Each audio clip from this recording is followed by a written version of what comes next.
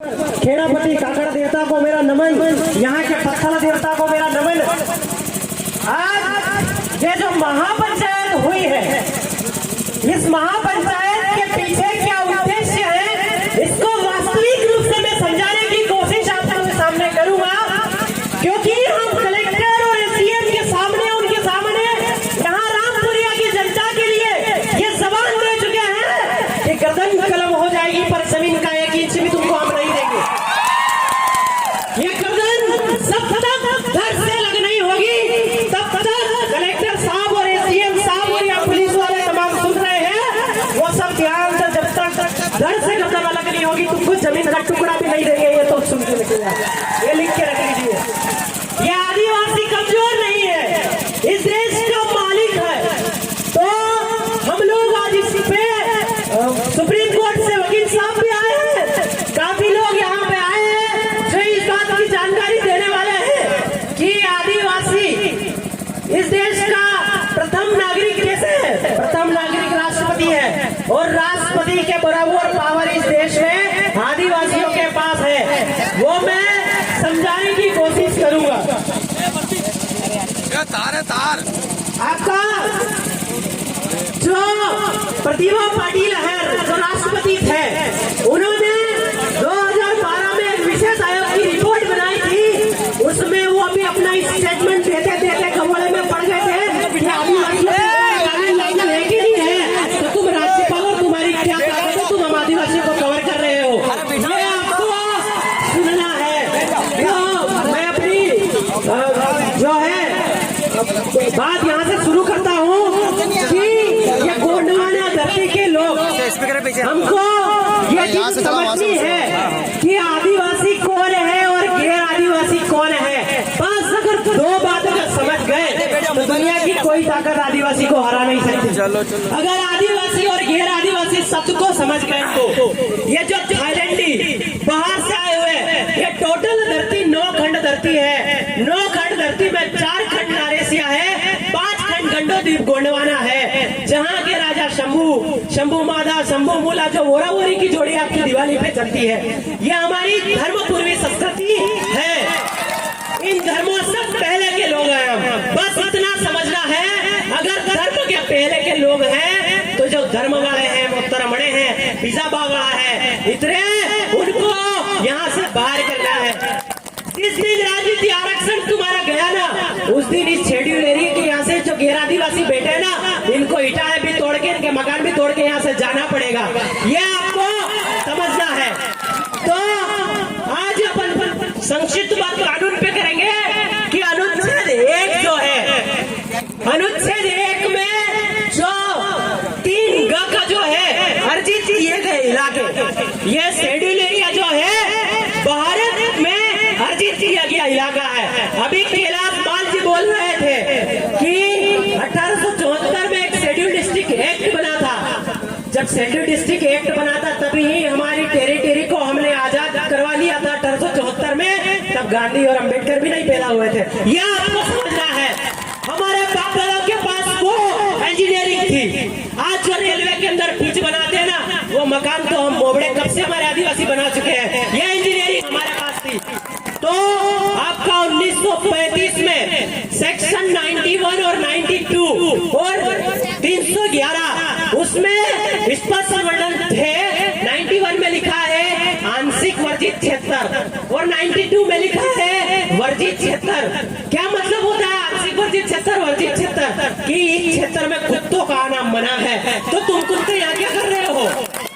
ये अपना जो बातें नहीं है, एक्चुअल में वर्जित क्षेत्र और आंशिक वर्जित क्षेत्र को समझा रहा हूँ। फिर आपका 311 में लिखा है, क्या लिखा है कि भारत 3 भागों में डिवाइड था, ब्रिटिश इंडिया, ट्राइबल एरिया और इंडियन स्टेट। आपका ब्रिटिश इंडिया वो जहां बाहर अंग्रेजों ने शासन किया, डॉक्यूमेंट बनाया, वो ब्रिटिश इंडिया, और इंडियन स्टेट वो जो आपका जम्मू कश्मीर हैदराबाद वाले इलाके हैं, वो ट्राइबल एरिया। तो मुझे एक बात समझ में नहीं आती कि जब देश का पावर ऑफ ट्रांसमिशन अंग्रेजों ने किया, तो अंग्रेजों ने जहाँ राज किया वही क्षेत्र तो आजाद हुआ है, और तुम हम पे तुम्हारा पुलिस का डंडा कैसे चला रहे हो? ये मुझे बात समझ में नहीं आई। अभी यहाँ पे वकील साहब भी आएंगे, चाहिए कि किस टाइप से हम लोगों पे कानून का डंडा, ये कानून हमको गुलाम बनाया है, ये बात आपको सोच के रखना है। तो जो आपका इंडियन स्टेट ट्राइबल एरिया की जो है वो सेपरेट है, इसलिए अनुच्छेद 1 में अर्जित किए गए क्षेत्र, इसका वर्णन इंडियन इंडिपेंडेंस एक्ट 1947 में भी मिलता है, जिसमें यह कहा है कि भारत 3 भागों में विभाजित है और उसको मिलाने के लिए अम्बेडकर ने और गांधी जी और राजेंद्र प्रसाद ने कहा कि क्षेत्र को मिलाने के लिए एक करार किया जाएगा, जिसको फॉरेन जुडिशियल एक्ट 1947 बोला, मतलब विदेशी अधिकारिता अधिनियम। मतलब अम्बेडकर जी ने ये जो क्षेत्र है इसको विदेश बोला और फिर अधिकारिता लगाई। अधिकारिता लगाते वक्त एग्रीमेंट किया। क्या एग्रीमेंट किया? एग्रीमेंट ये किया कि आपका यहाँ पे शासन चलेगा ना आदिवासी क्षेत्र में, तो आपकी लोकल गवर्नमेंट रूढ़ी प्रथा और ग्राम सभा को मानेंगे तो ही हम आपके यहाँ सरकार चला सकते हैं। तुमने ग्राम सभा को नहीं माना रामपुरिया में, तो तुम यहाँ शासन करने कहाँ आ रहे हो? लेगा तुम्हारे टुकड़े तांगड़े। तो ये आपको चिट्ठी आ चुकी है, पर थोड़ा सा वक्त लूंगा 2 मिनट का कि आपका अनुच्छेद 12 पढ़िए। अनुच्छेद 12 में कहा है कि अनुसूचित क्षेत्र राज्य की परिभाषा से बाहर है। यही आपका एक जजमेंट आया है चीफ कमिश्नर और पांडुचेरी, उसमें अल्टीमेटम कोर्ट ने क्या कहा है? This is not a part of India, यहाँ पे ट्रीटी अधूरी है। तो आपने यहाँ भी तो करार किया है, अगर आप करार को नहीं मान रहे तो तोड़ो करार और निकलो, ले जाओ आपका शासन प्रशासन, हम नहीं सकते। तो आप अगले में जाएंगे अनुच्छेद 13। अनुच्छेद 13 में क्या लिखा है कि अनुच्छेद 13(1) के तहत जो भारत संविधान में जो विधियां बनी है और 13(2) में कहा है विद्यमान विधि को संशोधित करने पर अगर कोई विरोध कर देता है तो वो शून्य मानी जाएगी। आपका पैसा एक्ट बना, पैसा एक्ट में कुछ गबोड़ा किया, एक्चुअल में शेड्यूल एरिया की साजिश खत्म करने की साजिश थी, हमने विरोध कर दिया, शून्य हो गया, फिर कहा पैसा एक्ट कर रहे हैं। आपका वन अधिकार कानून बना, इससे पहले कोई भी जंगलात और कोई भी वन विभाग हमारे क्षेत्र में नहीं था। आरटीआई लगा के पूछिए कि 1950 में जंगलातिया से पूछिए कि बता 1950 से पहले तेरे बाप की जमीन यहाँ कहाँ थी, तो ये बाप की जमीन कैसे बताने लगे। तो मैं उनकी तारीफ भी करना चाहूंगा बीच में कि जिन्होंने खदान के मामले में कहा कलेक्टर साहब तुम सरकारी जमीन कर रहे हो, क्या तुम्हारा बाप रख दिया था क्या यहाँ जमीन? तो उन लोगों को मैं क्रांतिकारी जोहार भी बोलना चाहूंगा। तो 13(3) में लिखा है कि रूढ़ी प्रथा को विधि का बल है। विधि मतलब क्या? विधि मतलब संविधान। संविधान मतलब क्या? कार्यपालिक शक्ति, न्यायपालिक शक्ति और विधायिका, यानी कि एग्जीक्यूटिव जो मजिस्ट्रेट है, पुलिस है और विधायक है, इन तीनों को तो हमारी रूढ़ी प्रथा जेब में रखती है और तुम कहाँ ले रहे हो। इस पे एक जजमेंट भी आया है, मैं गलत नहीं बोल रहा हूँ, Palla Kashi Vishwanatham versus state of Andhra Pradesh. उसमें क्या क्या है ध्यान से सुनना। उसमें कहा है कि जुडिशियल मजिस्ट्रेट इज नॉट मतलब judicial magistrate are not punish to the schedule area, कि आपका जो जज साहब है वो आदिवासी क्षेत्र में आदिवासियों को पनिश नहीं कर सकते, दंड नहीं दे सकते। अगर दंड नहीं दे सकते ऐसा लिखा है तो रामपुरिया के साथियों को तुमने जो है जुडिशियल कस्टडी कैसे दे दी, जेल कैसे दे दी, ये भी सवाल है।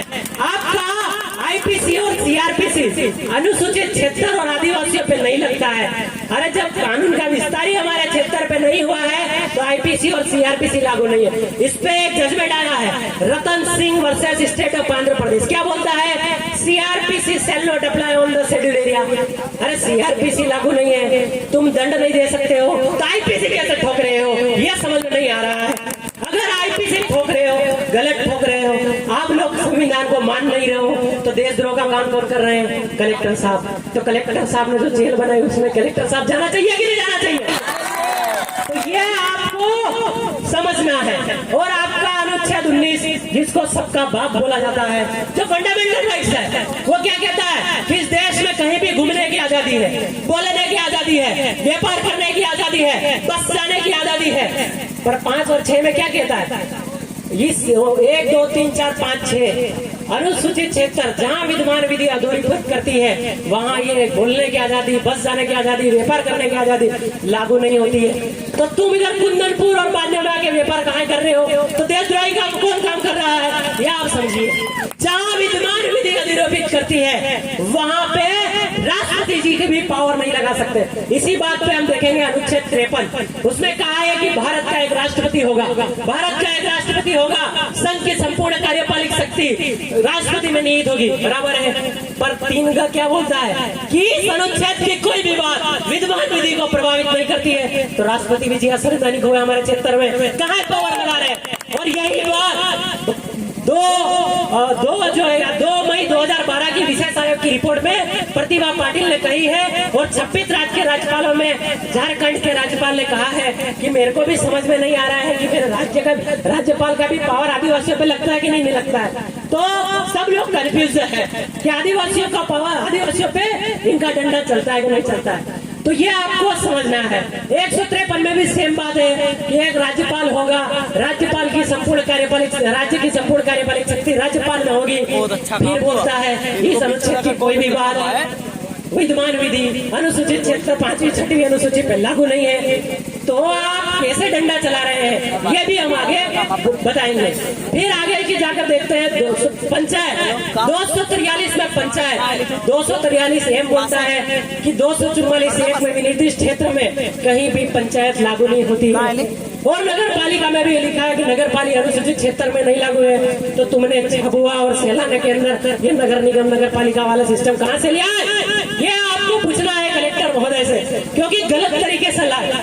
तो अगर माना कि पैसा एक्ट बनाया, पैसा एक्ट बना के पंचायत का एक्सटेंशन तो कर दिया, पंचायत का एक्सटेंशन कर दिया, तो नगर पालिका और नगर निगम का एक्सटेंशन तुमने कैसे किया?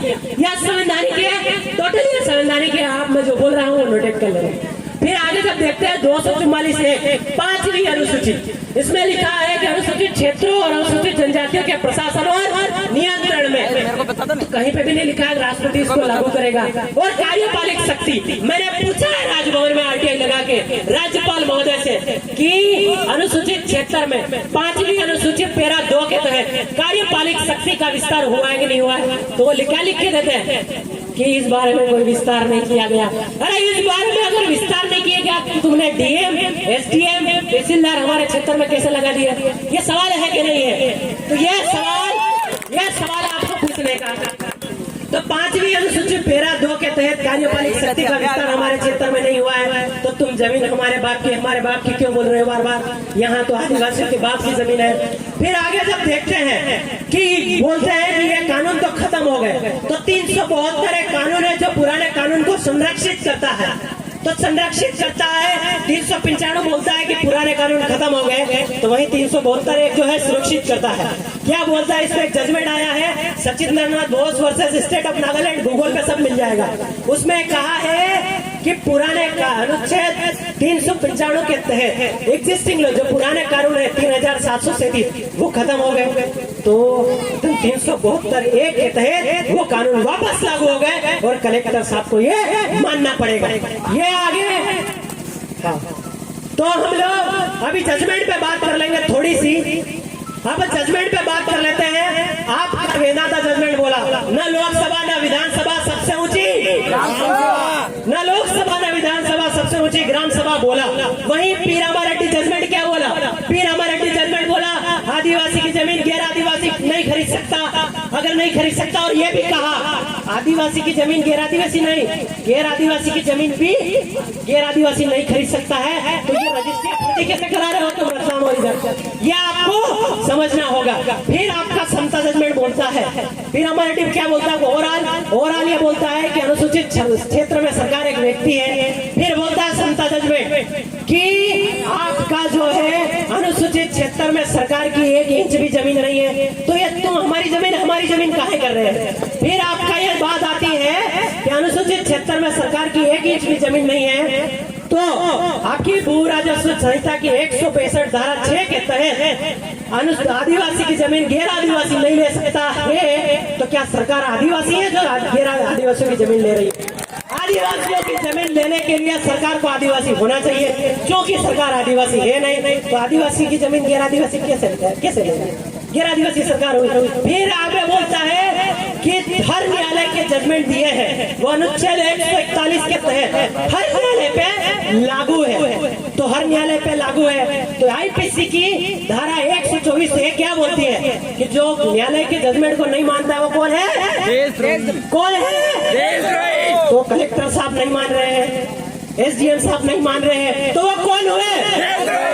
तो ये बात आपको यूनिटी के साथ रखनी है। हमारे 5 भाइयों ने ये सवाल पूछा था तो उन्होंने जुडिशियल कस्टडी दे दी थी, वो भी असंवैधानिक है। उन 5 भाइयों के मैं शपथ देता हूँ कि तो भविष्य में IPC CrPC shall not apply on the schedule area. भविष्य में आईपीसी तुम्हारे ऊपर कैंसल होके रहेगी। हम कोर्ट जाने की व्यवस्था भी कर रहे हैं। और जो निवेश सेक्टर के लिए आपको हर घर से 10 रुपए, 20 रुपए, 200 रुपए इकट्ठा करके हम सुप्रीम कोर्ट जाएंगे और एक लैंड में गड़े मुर्दे भी उखाड़ देंगे। ये बात आपको सोचना है। बस इतना ही बोलना चाहूंगा और माफी चाहूंगा, थोड़ा ज्यादा समय ले लिया। जोहार, जय आदिवासी, जय बिल प्रदेश, जय गोंडवाना, जय काली काली परी गोपाल लिंगो, जोहार।